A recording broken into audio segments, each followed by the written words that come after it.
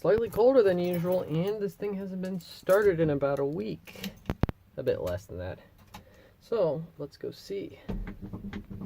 Pump it a few times, and might as well. 1 second.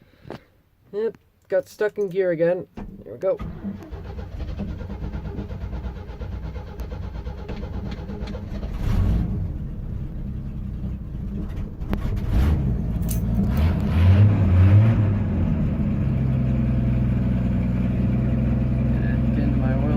Build up.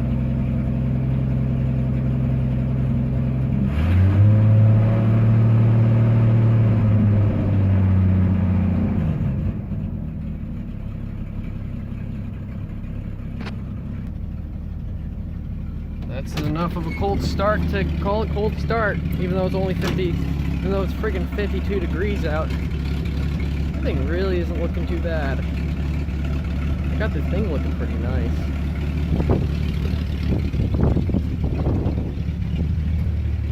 It's up this side.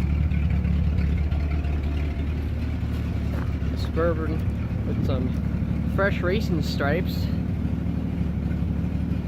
and some terrible paint. Yeah. Hope you enjoyed watching, and tune in next time for some more random shit.